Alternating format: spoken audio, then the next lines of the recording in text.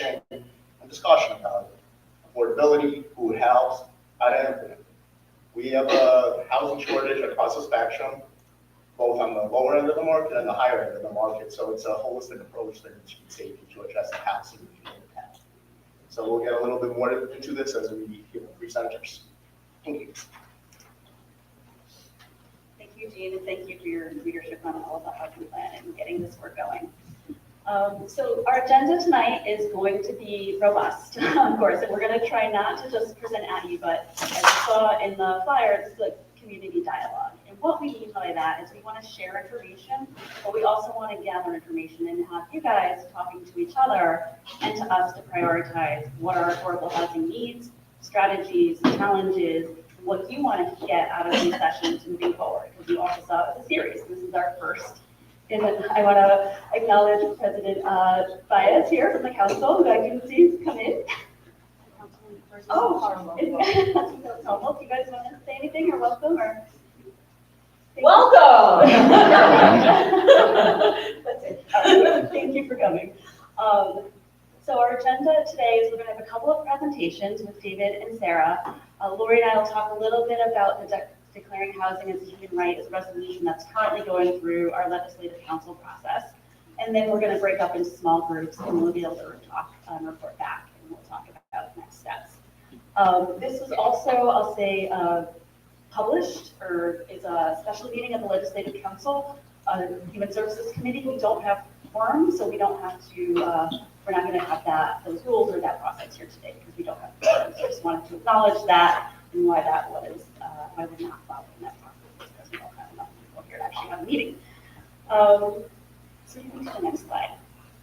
So as we get started, and before I hand it over to David, I think we've heard a little bit from the mayor about the importance of affordable housing to the administration and to the Legislative Council. And if you've been following any of the Legislative Council and administration meetings over the past couple of years, you've seen very specific housing initiatives come through our process. So I just wanted to highlight those, and they do really tie into what we're going to be talking about today. So one is 2 years ago, we updated the ordinance related to the fair rent commission.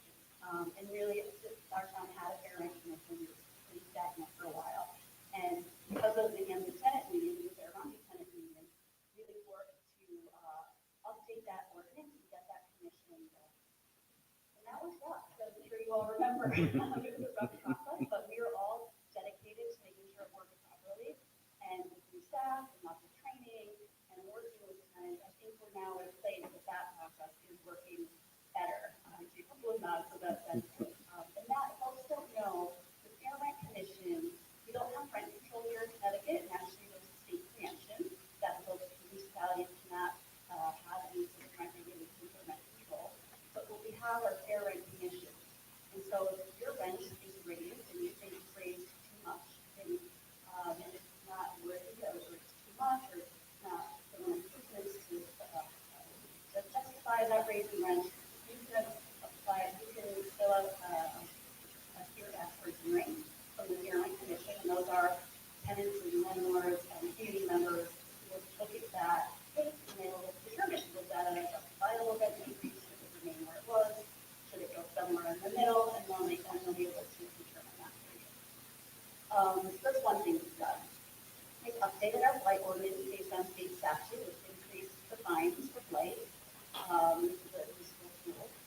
With our ARPA funds, the council allocated $1 million to the homelessness response system, and Mayor Garrett talked a little bit about our relationship with Japan and what we're doing. And the hopes for that money is that it's a 3-year process, but at the end, we're really hoping that we've created a framework that will be able to sustain long term and really have a better relationship with the experts in the system that can really help prevent the end homelessness and work one-on-one with individuals, through outreach, management, public private housing investors who all have worked with us. So we have a great opportunity for us to kind of test that and get that going. Recently, we did a rental with the town planner and the team. We did a rental registry ordinance, and we're developing a process, and the team and his team are developing a process now to register all of our rental properties so we understand what's out there, who we own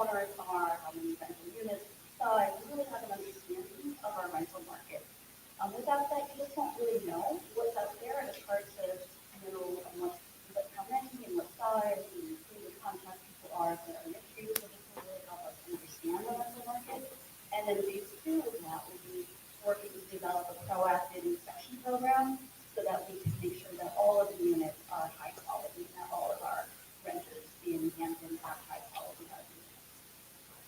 And then the last thing I just wanted to mention is this week, the Legislative Council, who's heard the committee, passed out a resolution declaring housing as a human right. We'll go through that and what that means a little bit later, but that'll come back to council on the 23rd, no, 21st. It's for the full committee, and that is really just to bring together that we as a community declare that we believe all residents should have access to quality, accessible, affordable housing in the neighborhoods in which they choose. So this is some of the work that we've done. There you can go to that next slide. But I'll say we're not there. There's so many challenges still, and we at Hamden have a very complicated housing market. And so David's going to talk about some of these, but some of the challenges that we're faced with, like the country, our housing costs are rising and incomes are not following that.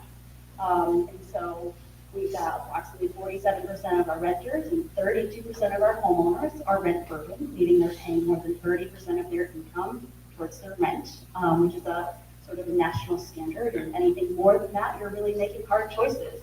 Do I have food? Do I have transportation? Do I get that medical procedure I need? Or do I pay my rent? Those are choices that nobody should have to make. We also have a shortage of affordable housing here in Hampton, and as Eugene mentioned, at the lowest end and the highest end. At the lowest end, there's about 1,500 a shortage of 1,500 units.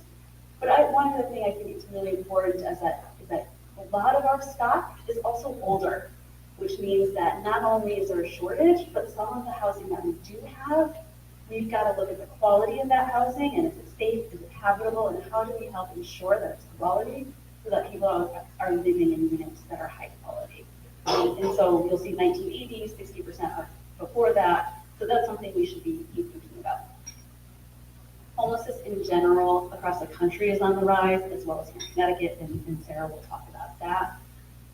And I wanted to mention, in addition to having homelessness be on the rise, we're seeing across the country and in Connecticut that some municipalities, not Hamden, but some municipalities are moving towards more punitive measures to dealing with homelessness, like fines for arresting people, for tearing down encampments, and just exacerbating the issue because those policies, they cause more harm generally than they do good. And so that is something that we here want to make sure we're talking about.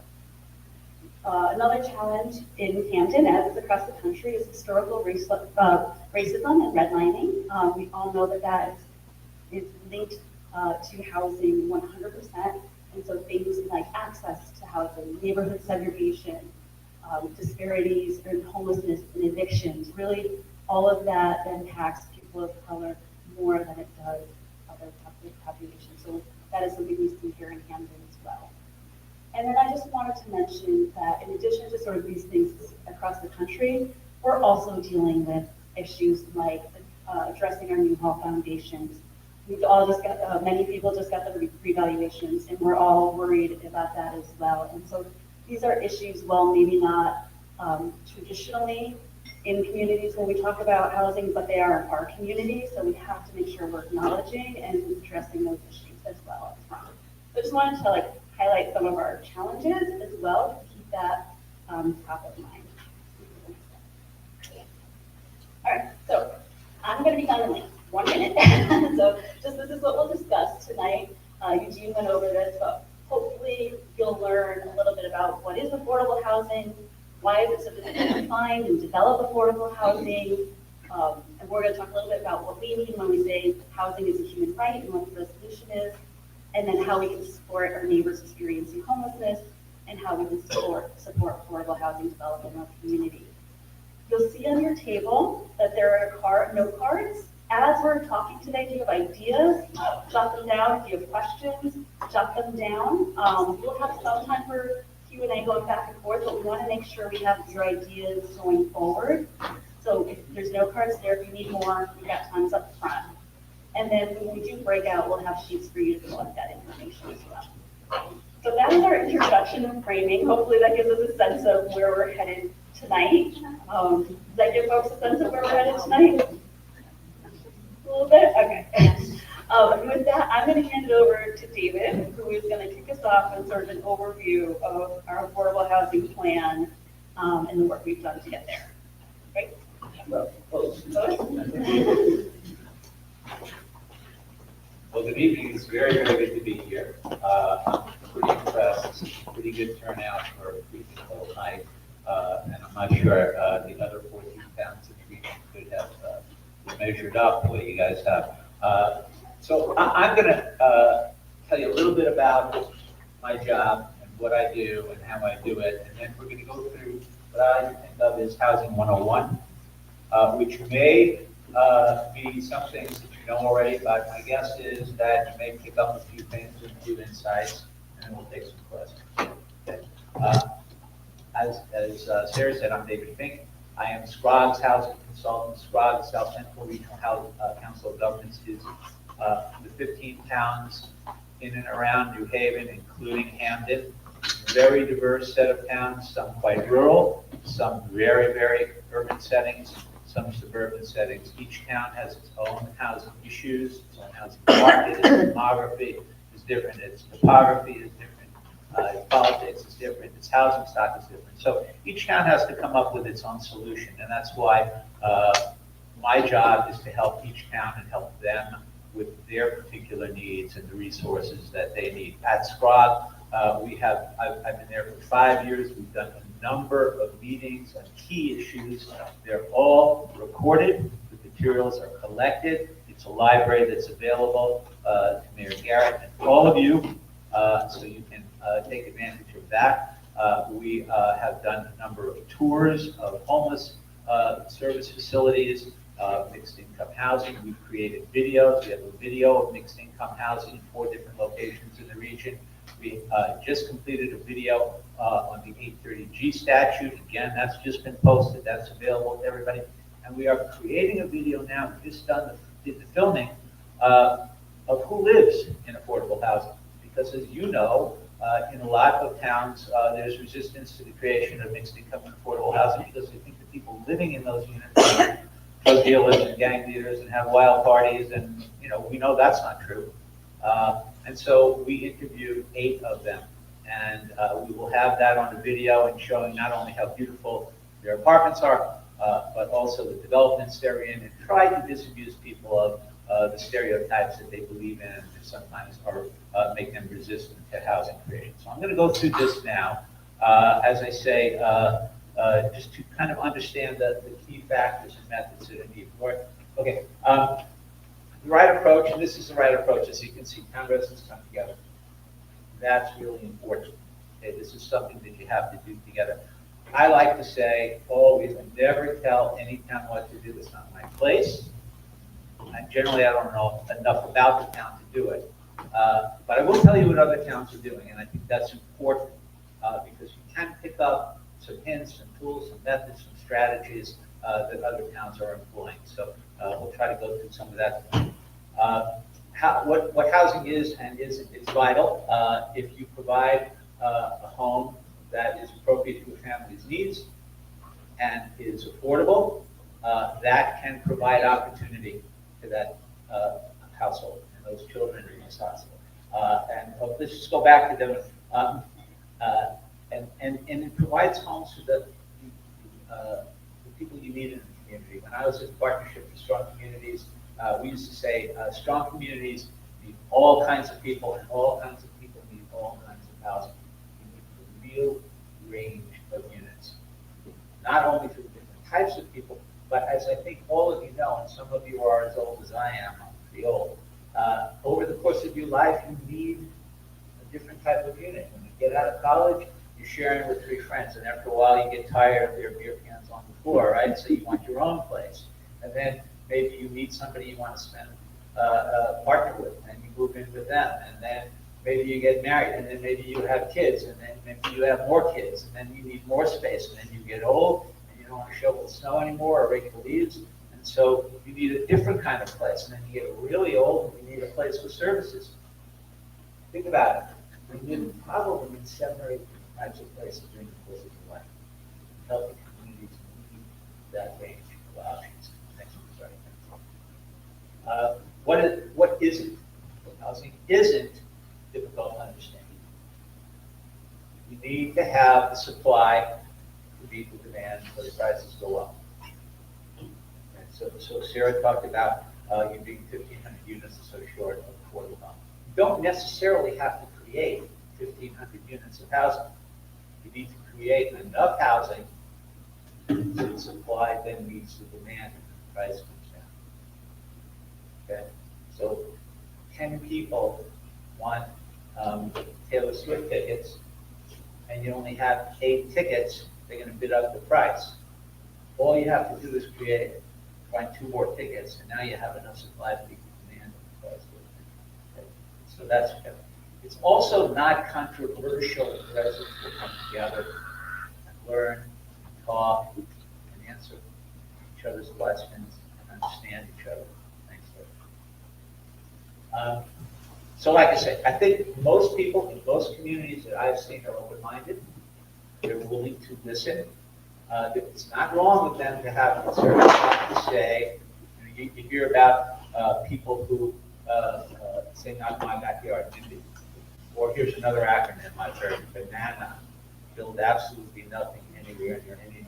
A lot of people don't want to hear, want to see anything in their communities. But think about it. I don't get down on people who get affected at first. Because when you think about it, all of us, largest check most of us ever write is that check when we buy our house. Right? And everything's tied up in that house. Our family's security, our children's education, our retirement. It's not exactly irrational to worry about who's moving in down the block. Right? Now, you may be wrong about that. You may think that it's going to lower your property values, and research shows it doesn't, or that it's going to bring a fourth of school children and swell the town school enrollment. Research on the example show that's not true, or that it's going to bring crime, or it's going to bring a lot of traffic, or it's going to look ugly. But it's not crazy to worry about that. That guy has to come to the meeting, express his concerns, because most people will listen if they first think they've been heard. So that's why it's great that you're together, and it'll be great if you continue to have conversations, smaller, larger, have breakout groups, let everybody express themselves. Like I said, people live in a town because they love the town. I don't know how many of you took behavioral psychology in college? Okay, so what you learn, if you recall, is that prime motivator for people is a fear of loss. They want to lose their friends or their family or the quality of life in their town. And so the idea of who's moving in and who they're going to be and what's it going to look like, what's going to change the town I love, that I live in, you got to deal with that because that motivates people. That's where the conversation, the education comes in.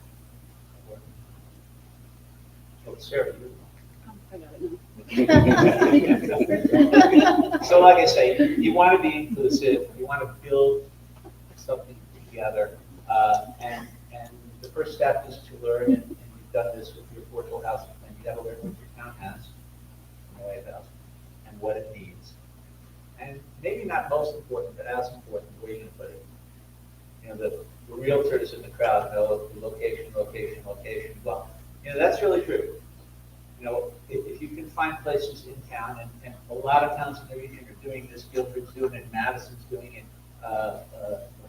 Brantford is doing it, trying to figure out where can we put it that will be advantageous to people who live in it, and that will not change the town in the way that people think, well, this is just changing the town. So that's normally along commercial strips, along bus lines, in the town center, near the rail station, places where a little more density is palatable, where the infrastructure can handle it. And you want to promote choice, as I say, and you want to deflate myths. And we'll get to that a little more in a minute. And And then decide on goals. What's your goal? You're going to lower cost burdens in the town? That's a good goal. Everybody says, we need to know exactly how many units you need. You know what? You'll know that you have enough when people are not burdened by their housing costs. When you're not paying more than 30% of their income on housing. Familiar with that term? You're burdened by your housing costs if you're spending more than 30%. When I got my first apartment, probably your folks told me the same thing. My folks said, don't spend more than 25% of your monthly income on rent. Because you need 75% left for food and clothing and transportation and healthcare, and maybe a six-pack once in a while, right? HUD puts it at 30%. Because people need money left over for other necessities. So we have too many people in this state and in this town, and in a lot of towns that are burdened by their housing costs. And that's really bad for them, but it's also bad for local merchants, because they don't have as much disposable income to spend with local merchants. And it's really bad for the state, because as you recall, the state collects sales tax revenue. If people are not buying stuff, they're not paying sales tax. Okay. So housing burden is really important. It's really bad for everyone, and it's something we have to do on. And of course, you want to lower barriers to housing and allow people to come into your town. Your town is projected, by the way, to increase its population significantly between 2020 and 2040 by about, so still about 12%, something like that. That's the Connecticut state data. So that's like that make room for those people really into it.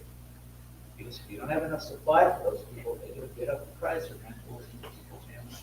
So you can probably have more households, more people who want to be able to accommodate them.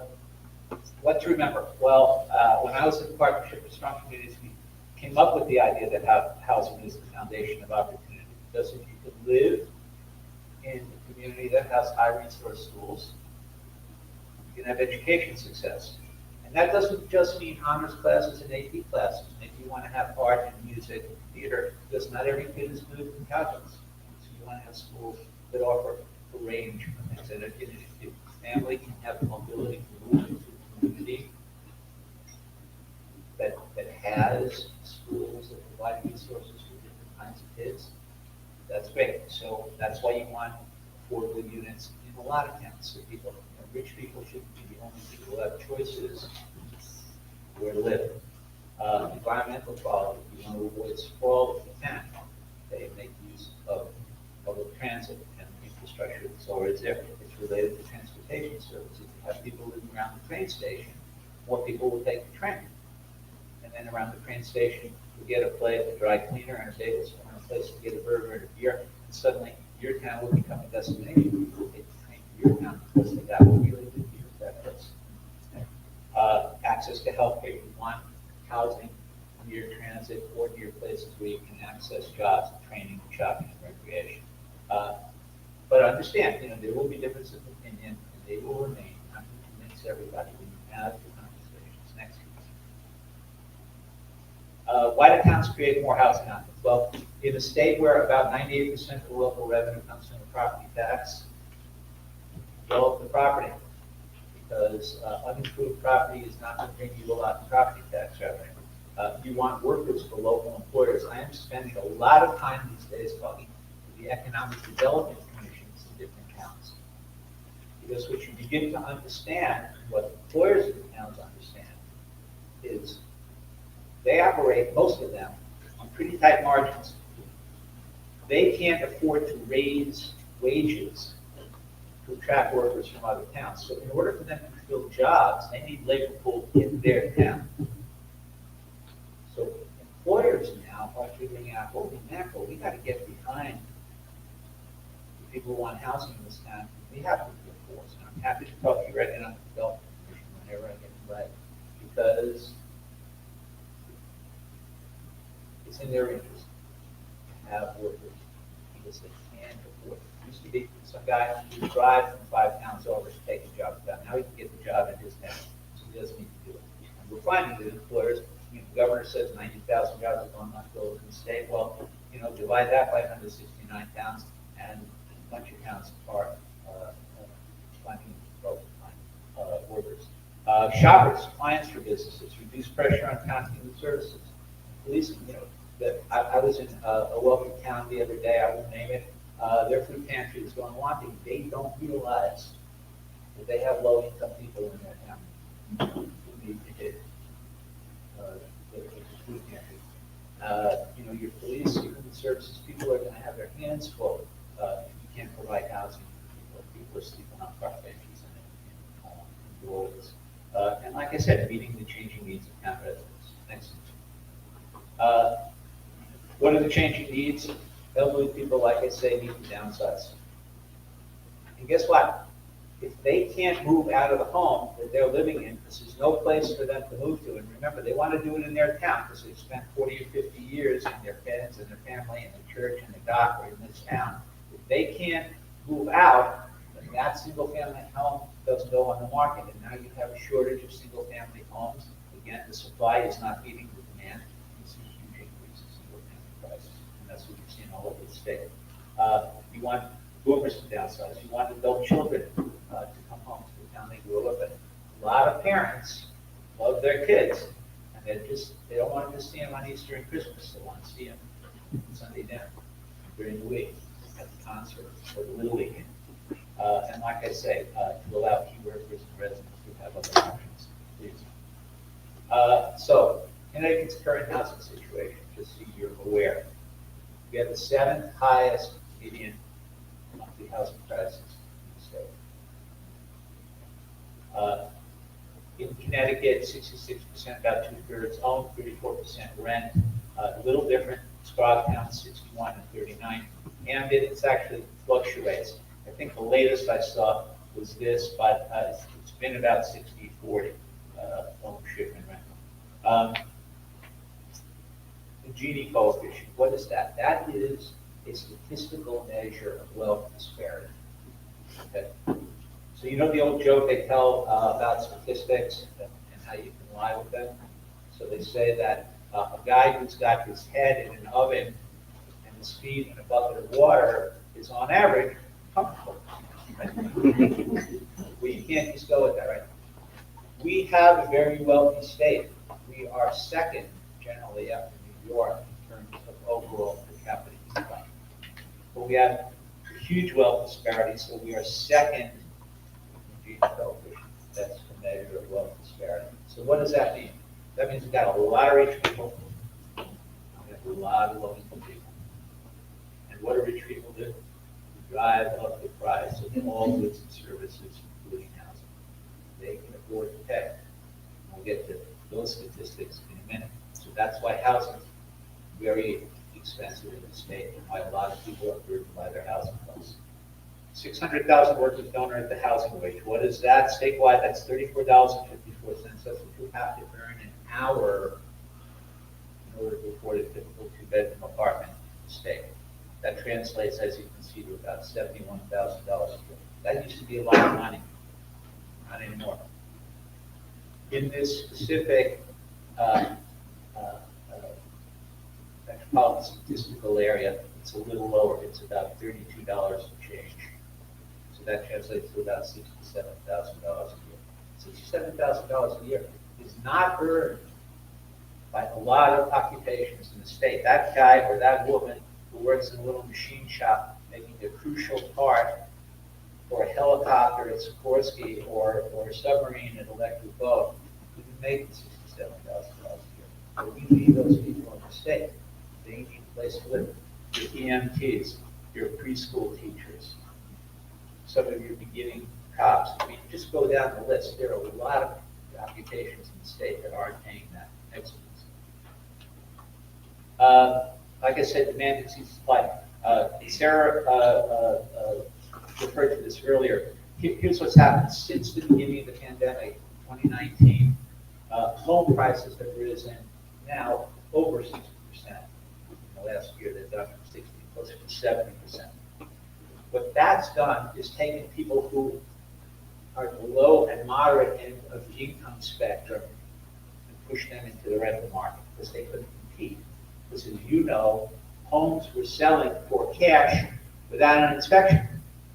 So those people couldn't compete. They'd offer, 10, 20, $2,000 more than the asking price to get outbid. So that pushed people into the rental market, which drove up demand there. The demand exceeded the supply, so rental prices went up 20%, and as Sarah pointed out, led to evictions. That drove homelessness up, as you'll hear better than me, because she knows a lot more than me from Sarah in a minute. Homelessness went up 2 years ago 13%, then last year 3%, then this past year another 13%.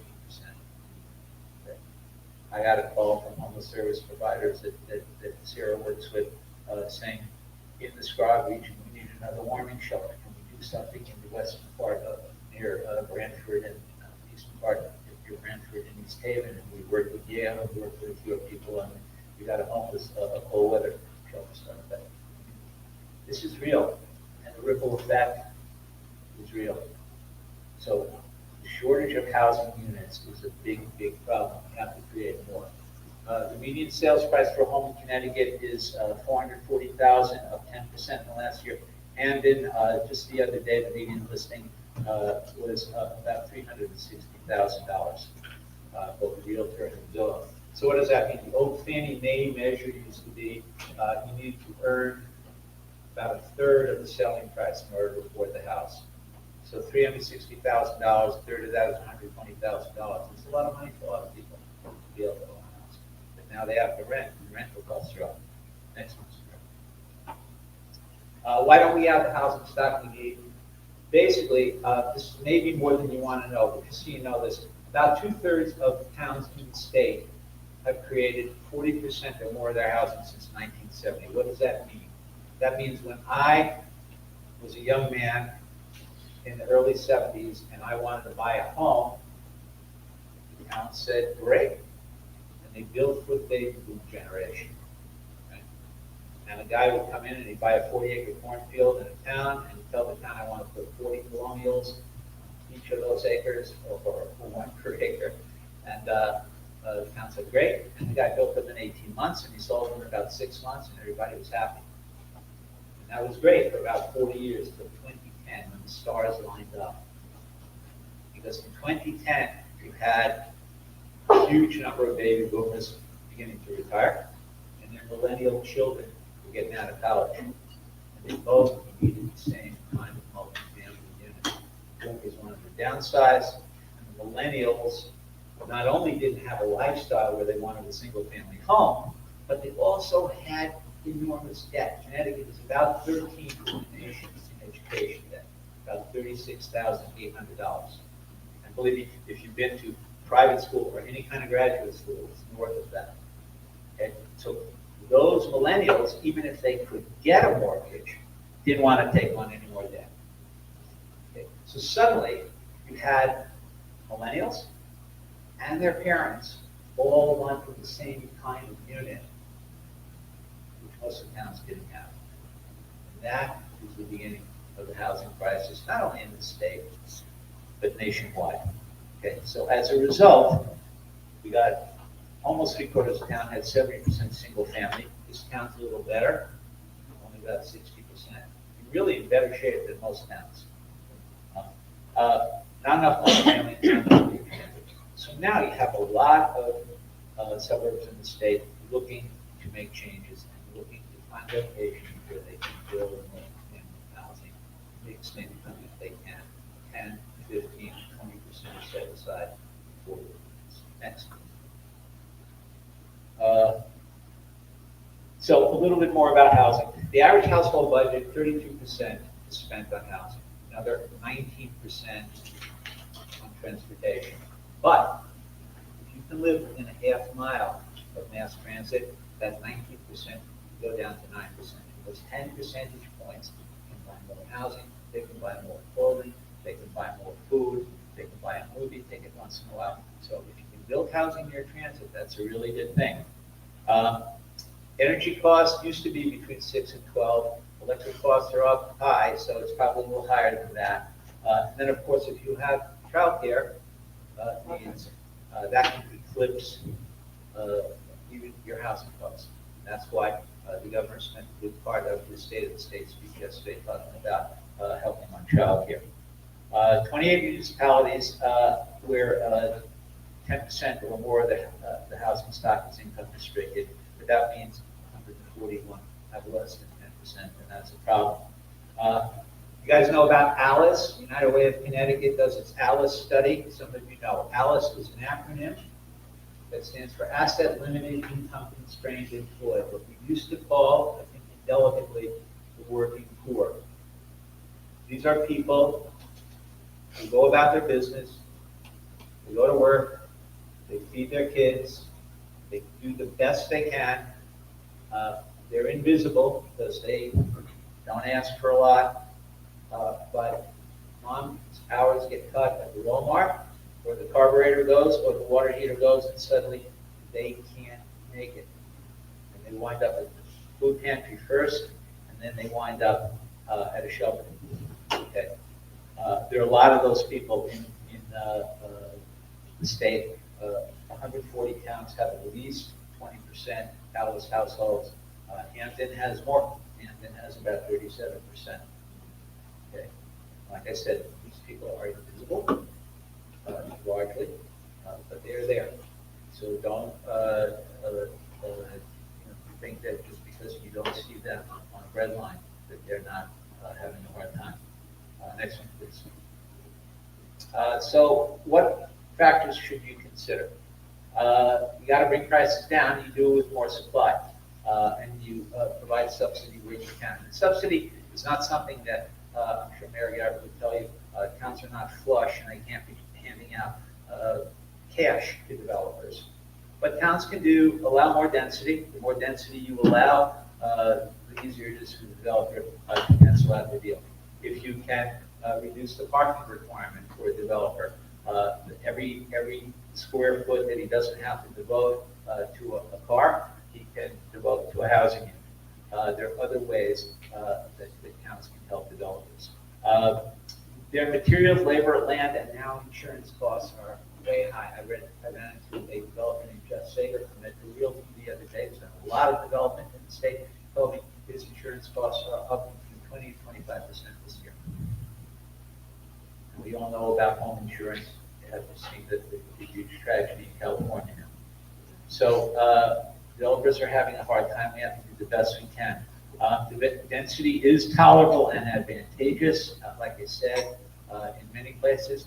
But affordability is not as valuable in some places. Honestly, I've talked to rural towns and I say, it's great if you build affordable units in your town, but if that poor resident has to buy an old lumber for $500 and gets 8 miles to the gallon and breaks down every 2 weeks, I'm not sure we've done them a favor. It's really better to create affordability close to jobs and training and transportation and shopping, and high resource schools. And we can also reduce squalor and auto emissions and enhance mass transit by thinking about that. Next one, please.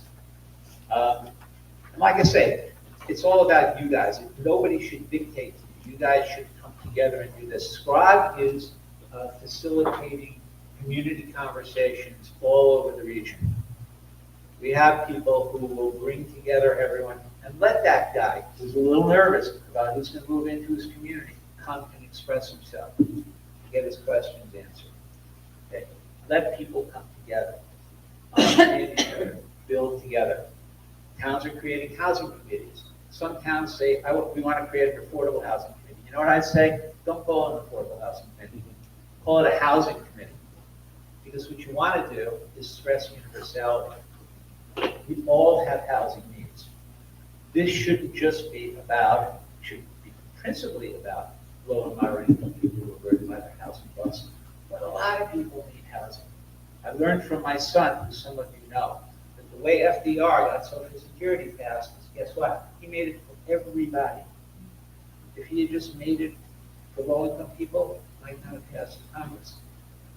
So your town wants to think about everyone's housing needs, because as they say, they change. That's the way to get everybody into the conversation. And like I said, we're creating videos, surveys, webinars. We can share all that stuff. Next slide, please. You got to combat stereotypes and misconceptions. Everybody says you build multifamily housing, you're going to get 1 million school kids. Well, that's malarkey. Rutgers University did the research almost 20 years ago, and it's been borne out time after time by development after development. Think about it. The one-bedroom unit Rutgers found gets 0.04 public school age children, or 4 public school age children for every 100 one-bedroom units you build. Because what parent is going to live in a one-bedroom unit with a child? It just doesn't happen. I've seen that one time in 24 years of doing this work. Two-bedroom unit, 0.27, or in other words, 1 in every 4 two-bedroom units. And again, it's intuitive. Two-bedroom unit is going to be 2 singles sharing, or grandma who wants a second bedroom for the grandkids when they come on the weekend, or a young couple that wants a second bedroom as an office and then for their friends when they come visit. And 1 out of 4 times will be a parent with a child. 3-bedroom unit, you get 1.38, start to get more. But believe me, in development after development, you just don't get many school kids. Don't let people tell you that. Property values. MIT did a study in 2008. Urban Institute did a study in 2022. Beautifully designed multifamily housing, which is now, does not lower neighboring property values. The research shows it, and you can ask pretty much every assessor in the state. Doesn't happen. Don't believe that. Quality of life density doesn't bring crime. People who live in income restricted units, include people who report the work, unfortunately, just don't get paid that much. It's an affordable place to live. And then, like I said, the design and density. Everybody thinks it's the density, and they imagine Father Panic Village or Truidago or a 20-story building named a cinder block, graffiti on the walls, a few syringes on the ground, bullets flying through the air. And it's just not true. And I'll show you some pictures in a minute to indicate that. Next one. I already talked about these numbers. We can go to the next one. Next one, please. Yeah, I mean, we know from with Rand and Harvard, they've done studies. Again, it's not hard to believe. Kids who go to high resource schools do better on their SATs. They learn more, and so we have to give families the opportunity to move to the school district that works for their child. I live in West Hartford. My son was not a sports guy. He was not a tough guy. He was not a popular guy. He was a theater and music guy. And if he hadn't been able to go to Hall High School, where there are other kids like him, if he had to go to some other high schools in the state, he might have been bullied or shunted aside. He went to a high school because we could afford to live in a town that had a high school that had what he needed, and he's lost it.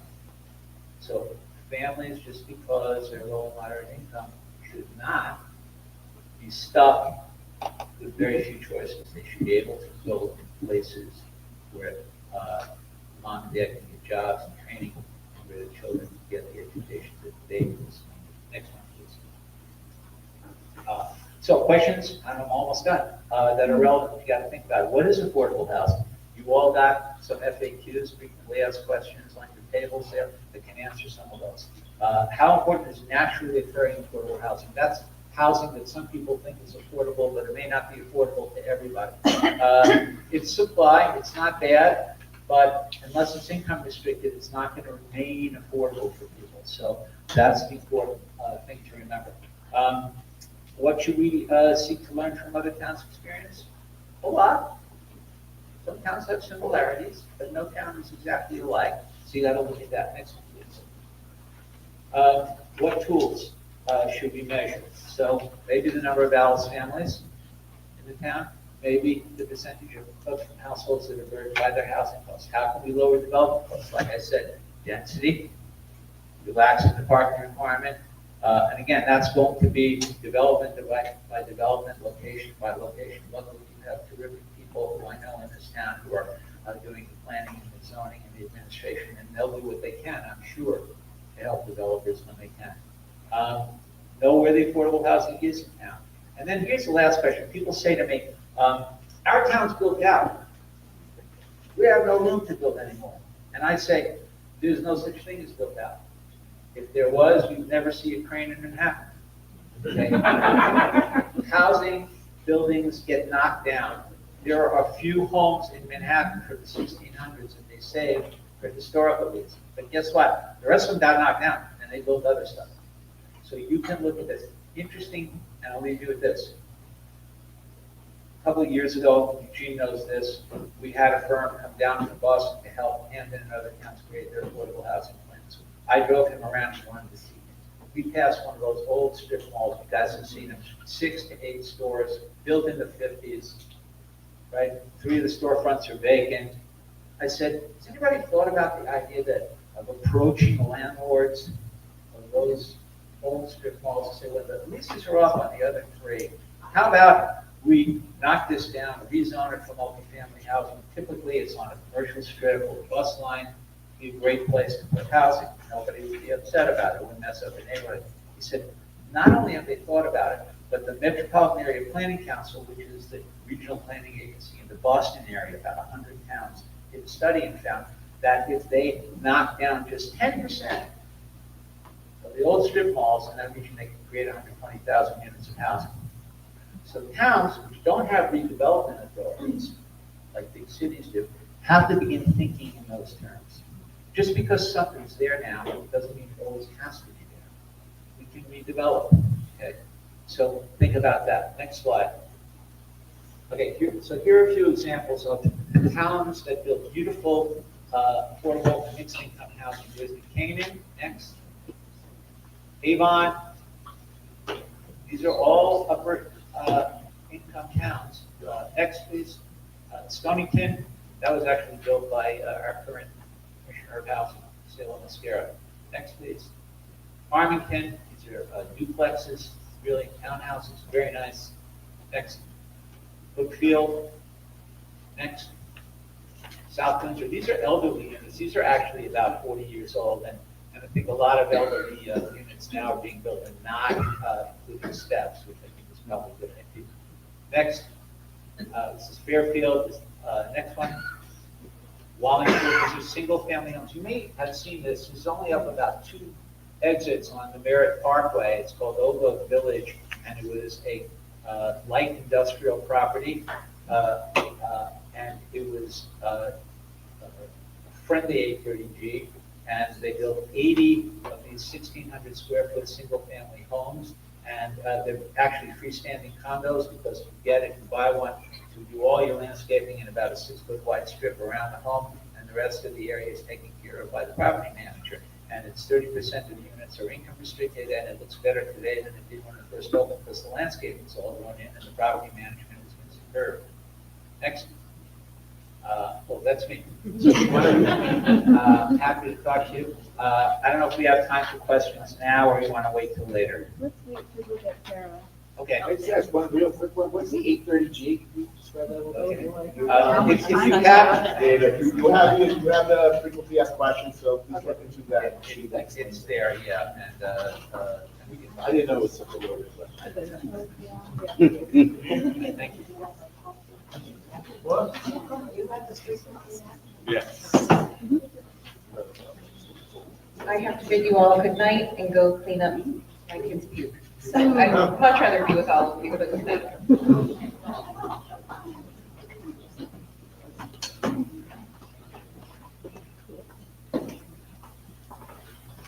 Hello.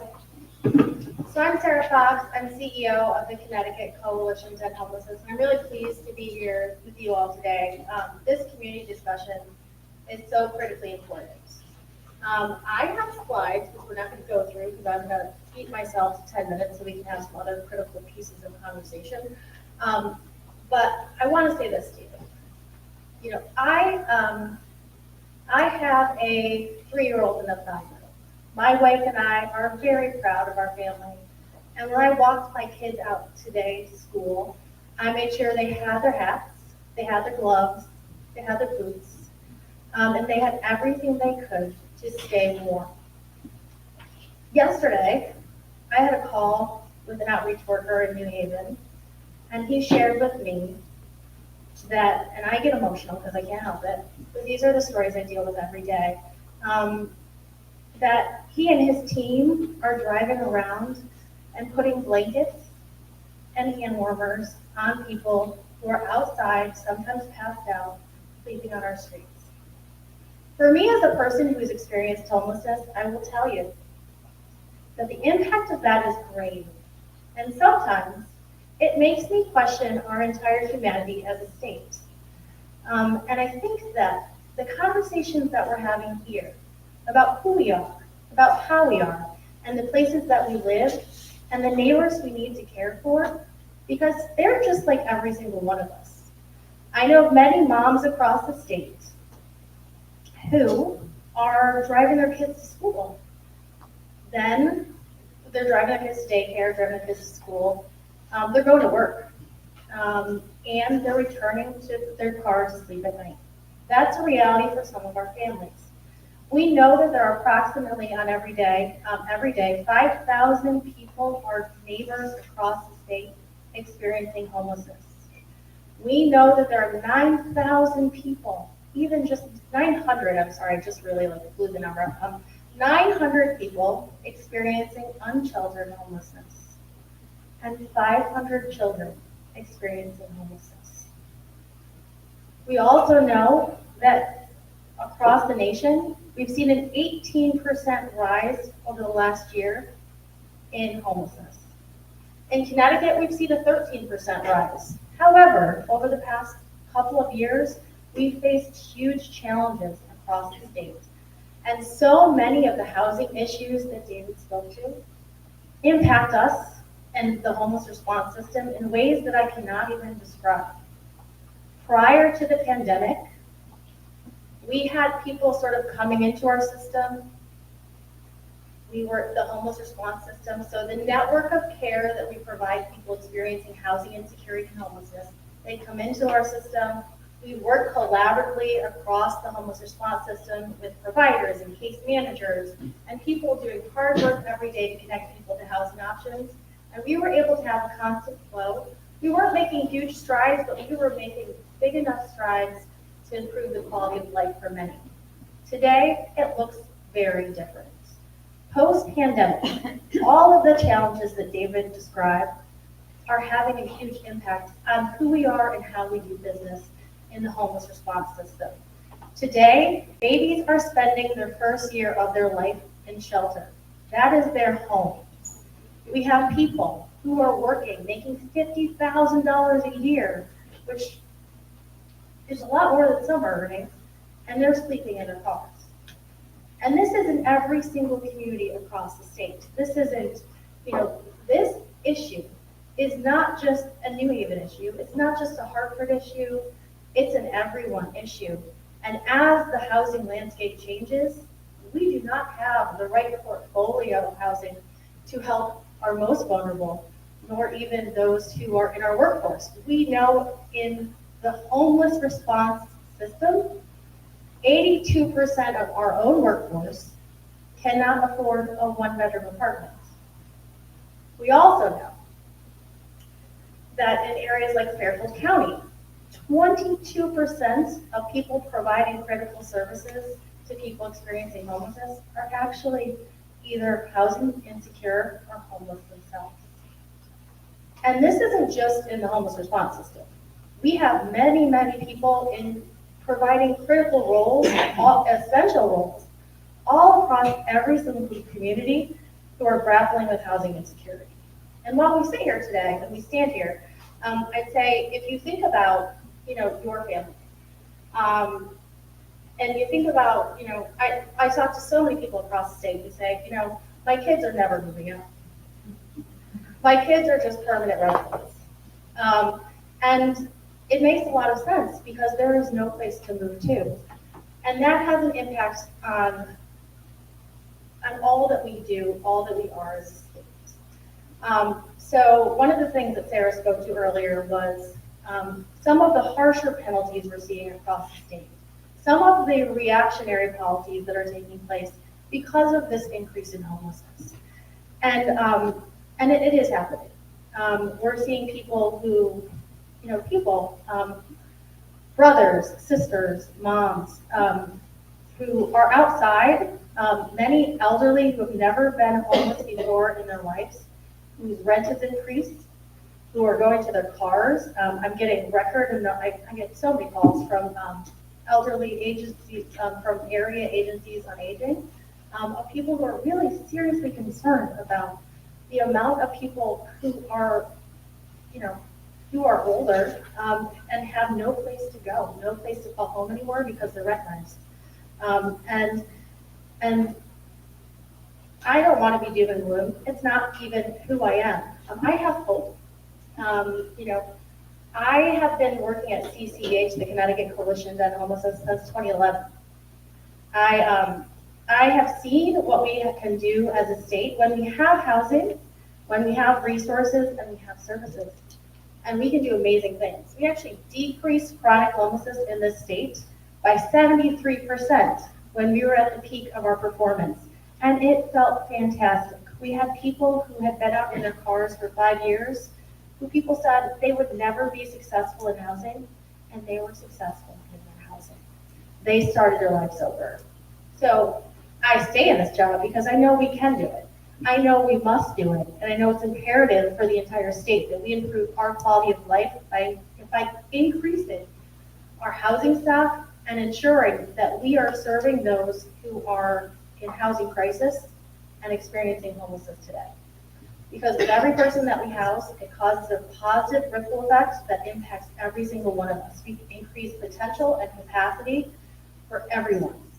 And so I am very available, and I'm happy to continue this conversation. I really appreciate the work that's taking place here and the compassionate approach to housing insecurity and homelessness. It means so much, and I think Hamden could really be a leader, not only here in the state, but across the nation, in how to build and move towards the state that we need to be. Tomorrow, we have a press conference at 12:30 at the Legislative Office Building, and we're kicking off our legislative campaign.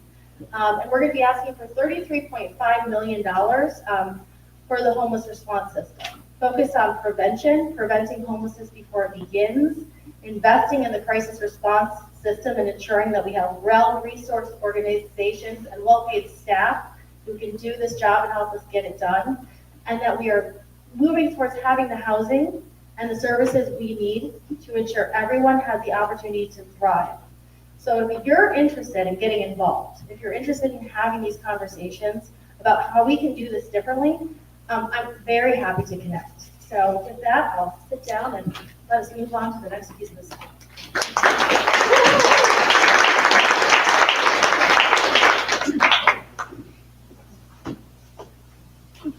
All right, so the next piece of our agenda is we're going to talk a little bit about things that we all can be doing together as a community. So we've got some background from David and Sarah of sort of big picture, what's out there, and how to approach this work. So what I want to do is one area that you all could help us participate in is the town council has a resolution that they're looking at to declare housing as a human right. And what we are doing with that, what we're doing with that is declaring housing as a human right in Hamden. What that has sort of 9 principles that we are outlining in that. And the first is declaring that everyone in Hamden, all residents in Hamden, have the right to an accessible, affordable, quality place to call home and community of their choice. But we also recognize, we can move to the next slide. I'm moving very quickly on this because we want to have time for your conversation. That this is going to take resources. We heard from David some of the work that goes into this and the development, so that we want to maximize resources. And not just resources here in Hamden, but we want to have federal resources, state resources, and really be looking at how we can bring those to Hamden to build more affordable housing, more quality housing. And that includes state programs like Home or Flex and things like that. Next slide. The third principle is that we're really going to center equity and choice around housing as a human right and making sure that we're addressing historical disparities, historical racism, and really inequalities that exist for folks with disabilities, and making sure that it's centered in equity. The fourth principle of the resolution is around what we talked about experiencing homelessness earlier, and that we want, we are very proud of Hampton and that we do not use a law enforcement approach when we have encampments or we come across people experiencing homelessness, and that we've got a social worker within our police department who really helps engage with other social services, and we want to commit that our town is going to continue to do that, particularly as other towns have moved to other fines and arrests, and we want to commit to not doing that and really using evidence-based practices. Next, we have urging our state legislation, particularly State Representative Sweet here, to pass state legislation that will help us to do more and enable us to be able to have an ordinance that we wouldn't do these things, and to have state legislation around arrests and not using legal approaches. 6 is making sure that people experiencing homelessness are free of discrimination based on their housing status, that they have access to public places and spaces just like everybody else does. 7 is helping, and we talked before about the homelessness response system, that we're really developing that over the next few years, and we're working across our agencies within the town to do that, and with our community members. 8 is leveraging additional resources, and then 9 is working with our delegation again to help enable tenant protections and have state enabling legislation. We're very limited as a municipality and what we can do around tenant protections, and so we want to make sure that we want to ask our state delegation to be able to allow us to be able to do more by passing enabling legislation. So the last slide is like this resolution, you can find it online on our website. But we passed it out of committee on the 7th, and the next step is to go to full council meeting on January 21st. And if you'd like, we'd love to hear your thoughts on the resolution and how you if you support it, if you want changes, if you have comments. So you can submit that to lcpublicinput@hamden.com, and you can do that all the way up until 3 p.m. on the day of the meeting. So please reach out to us and let us know your thoughts. And it's always great if you support it to come out and let us know that. That way we can it informs our discussion. So we talked a lot, you guys, and we really apologize for that. But the first meeting of any of these things, I feel like, is really level setting and ground setting. So it's really important to kind of have that level setting meeting. But now what we want to do for a few minutes is have you guys all take what you heard and talk together. So look at the next slide, yeah. So we'll have small group discussions and then have your report out. And you'll see you're at tables, and that was intentional. So you have on your table a pad, and we will pass around a worksheet. But if you could just talk amongst yourselves about these 4 questions, what are your priorities to ensuring all Hamden residents have quality homes that are accessible and affordable and in neighborhoods of their choice? What challenges or concerns do you have or do you see that we need to address as a community? What are some opportunities that we can build upon? And then what ideas and topics would you like to see addressed at future community sessions, either learning or community dialogue sessions, things that we should be talking about together and problem solving together. We're gonna pass around these sheets. You can tackle all questions or one question, but we'll spend around 10 minutes in our groups, and then we'll go around at the very end, and if folks can just kind of share together one thing that you talked about, and we'll be taking notes, and we can collect these afterwards so that we have that information and we can be using that for future sessions. Okay, does that sound good, everybody? Yes. Sorry, just for a second. I was wondering if, I have one question about the presentation before Sure. We go into the discussion. When, at the very beginning of the presentation, there was really good data about the percentage of renters that we have, but then also that are earning less than 30%, or where their rent is more than 30% of their income. Do we know, or is there a way to get information, I guess town specific, not necessarily statewide, but the number of homeowners whose mortgages are more than 30%, or is there a way to see what that information is, specifically for Hamden, I guess?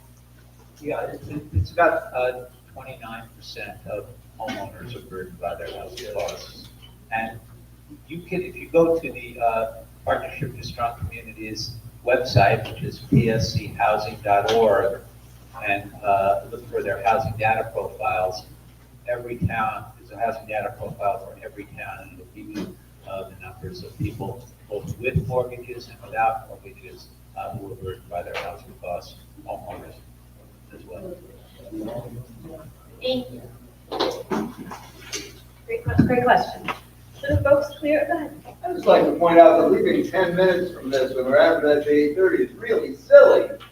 I mean, you've given us a long presentation, and we got 10 minutes to talk to each other and give you back our input. Can we give back input to Mr. Fink, perhaps? I mean, is there a website or something that we can give back input to? When we talk about it? So we have cards up here, I have cards up here with our information on that. And we apologize, we didn't mean to leave just 10 minutes, but presentations went longer. We started a little bit late as people were coming in. But yeah, we have cards up here. There's note cards at your table that we're gonna be collecting for information. And then the next time we get together, we can make sure to have, we can start with more of sort of that conversation and level setting and have that. But we wanted to make sure that there was some of this level setting as we went along. But I think the important part now is that folks talk to each other and set a couple priorities for us, and then we can share those together with each other. Yeah. We'll be posting that online. We don't have that.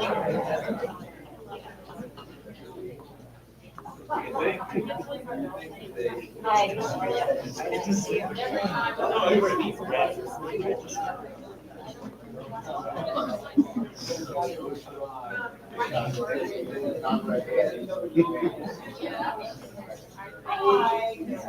Non-resident.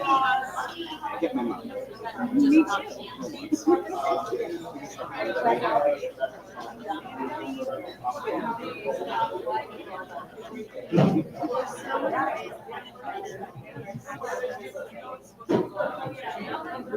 I'll send you some of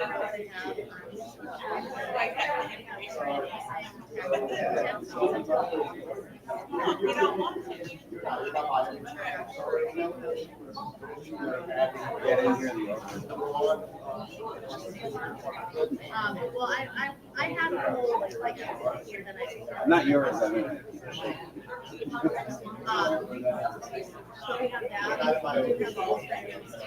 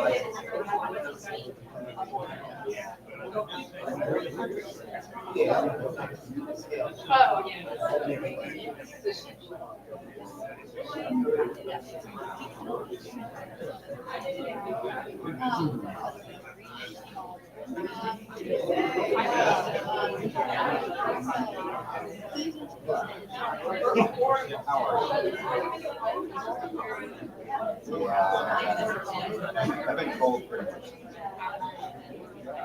It's kind of sad, but I'm not sure. Yeah, I'm not. They do well. All my kids.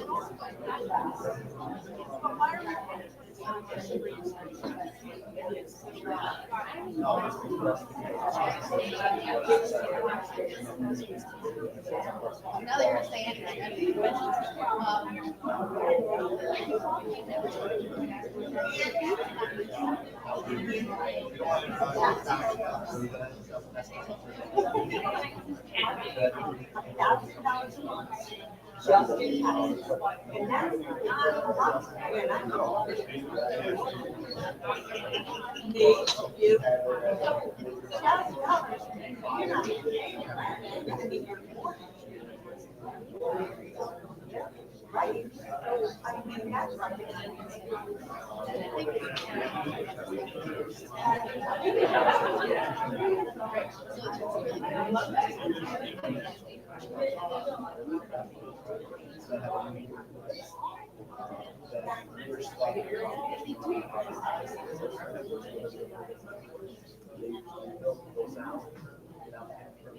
We'll see when the YMCA. Oh my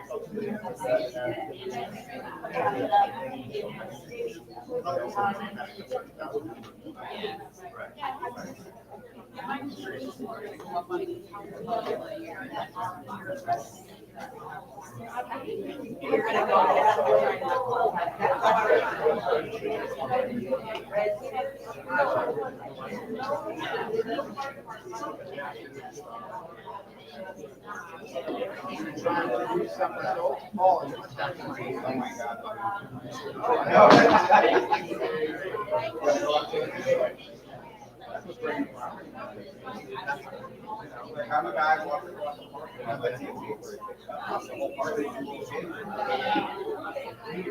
yeah.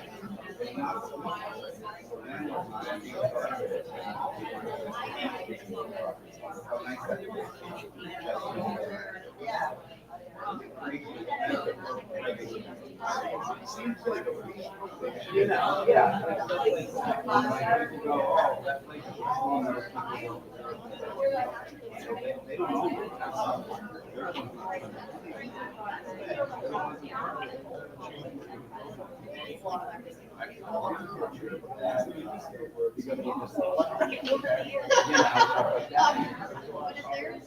Yeah, I mean, how they treat it.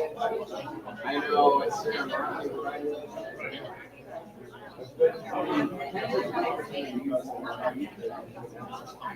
Yeah, you're funny.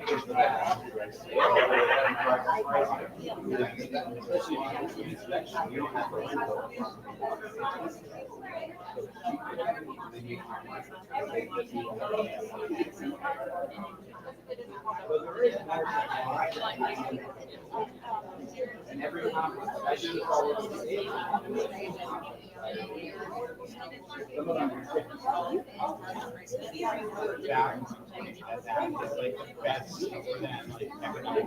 well, part of it too is the fact that, you know, there's two types of representatives. There's the ones that are running on leave. And they can't afford it. We may not do our homework. That's all right.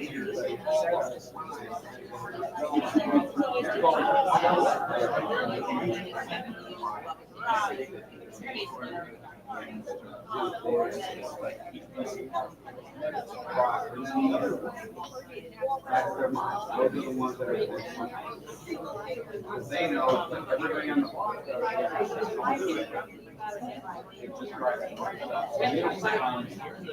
They get paid, right? Yeah. And then they'll start replacing. So, has there been any talk about a region, like regional? Yeah, part of it. So you still had one.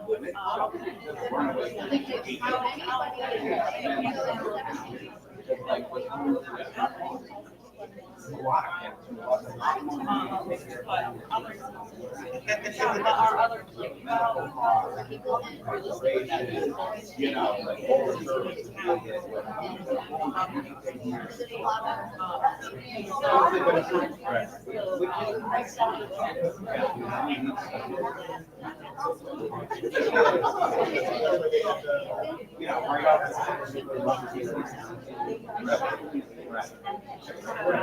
I know you don't want policing, and I'm not saying a big deal, maybe somebody could say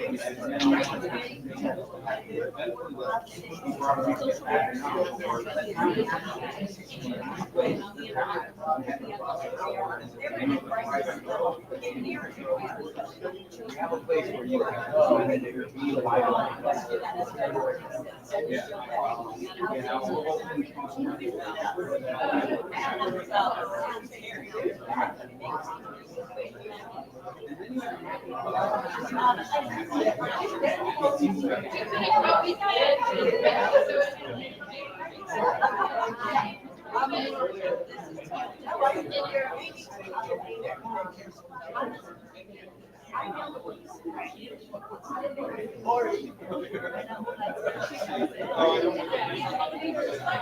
get people out of here. Not just always public.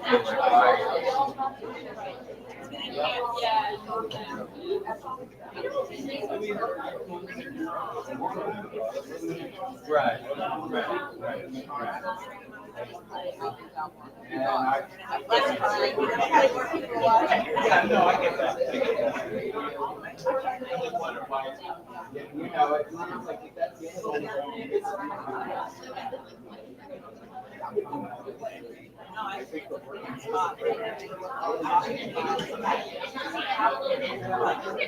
All right, everybody. I know we do not have enough time, but okay. But I do hear some conversations happening, a lot of conversations. So I'd love to open up to anyone from your group who would like to share something that you talked about, share something you've learned or concern you have. Sure. Okay, we'll start here. The overlay. The historic overlay, like, you know, my kids do that. Why is it still on? But not everybody has that opportunity. I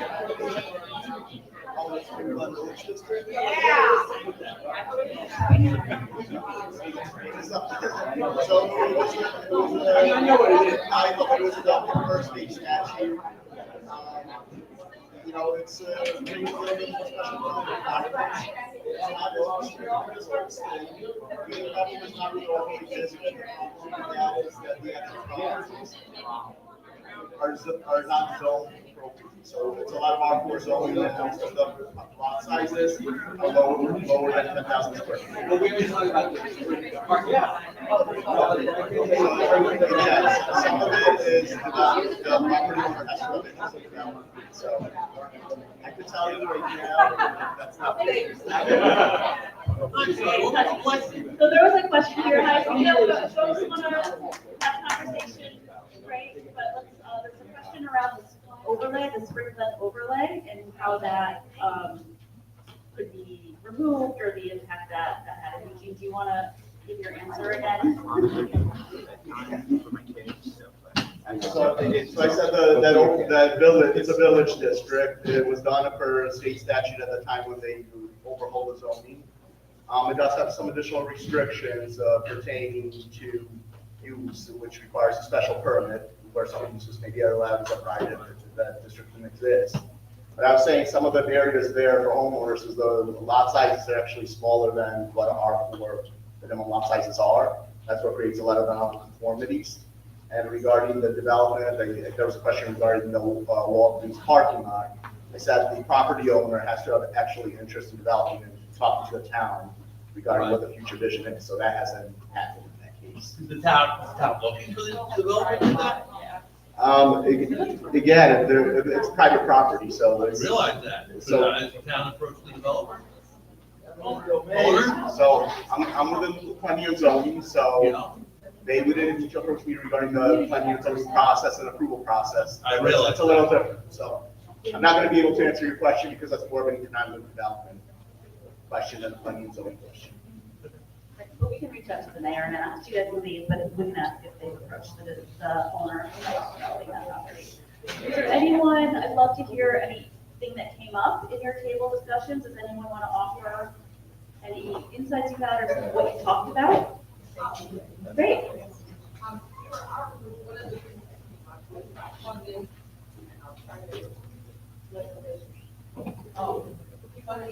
You're gonna have to shout. So funding and legislation.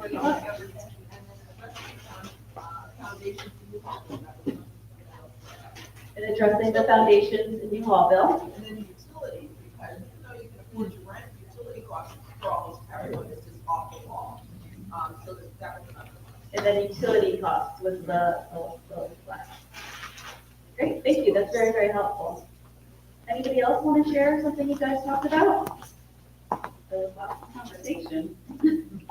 Yeah, just, I've been reading a lot of the American Planners Association Housing Accelerator Guidebook, which is like a plethora of ideas that are working in other states and other cities of, making it easy to add an ADU, accessory dwelling unit, like a apartment above your garage, like an in-law apartment or whatever. Also having pre-approved architectural grant plans, so more diverse developers can do like smaller projects, as well as obviously density. But also, I was wondering if Hamden is looking into doing surveys of vacant land to identify areas that would make sense for multifamily projects, whether it's already town land or just abandoned land that's nothing's happening, brownfield, whatever.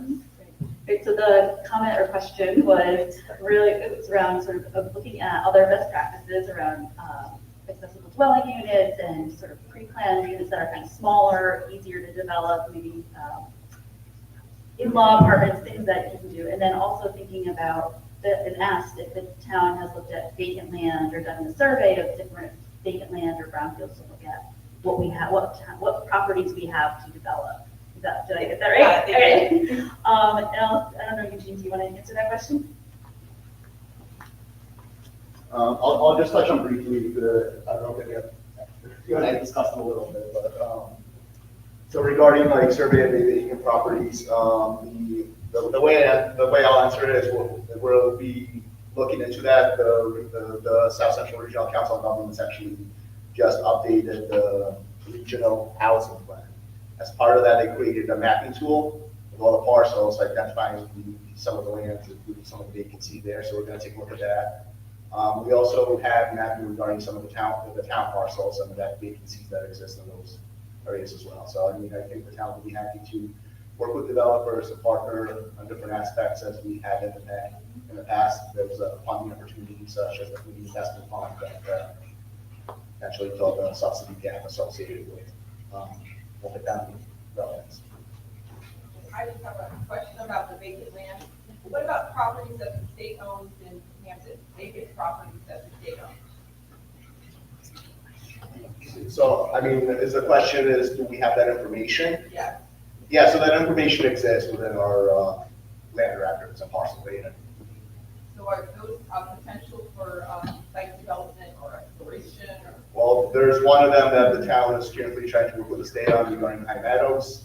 The other state-owned land is mostly park space associated, so they're not really developable parcels in that. But it is identified, because there's various spaces that are identified as parks that really, depending where they're located, don't actually function as parks. Yeah, so that's a good point, and we'd be happy to look into it.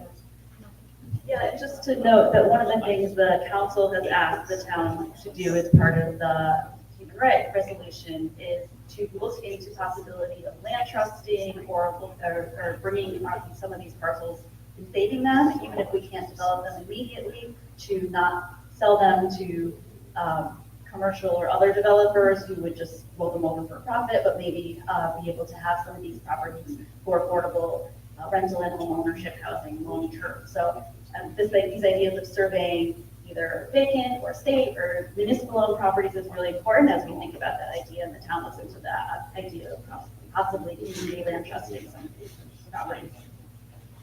I know we are well over time, for 10 minutes. Is there anyone who'd like to share one last thing before we go, or should we talk about next time? Oh, I'll go just because my team had to leave. So they are professionals, this is the work that they do. So they basically said that they were pretty proud of Hamden. I'm glad that we are making this a priority, and they felt hopeful. That's excellent. Thank you. Thank you for being here. We really appreciate it. Well, wonderful. Thank you all for being here. I apologize again that we did not have enough time for actual sort of more conversation and Q&A, but we will do another one of these. We're going to talk with the town about the timing of that. We're going to collect your cards, so if you wrote something down, just leave it on your table or you can hand it to me, and we'll think about what that next topic may be. We've talked about doing stuff on the rental registries and inspection process. We've talked about doing sessions on tenant protections and tenant rights. But there are lots of topics we can dive into. If you have them, I have cards up here. You can email or call me. And thank you again for being here. Really appreciate your participation. We're right here on the table.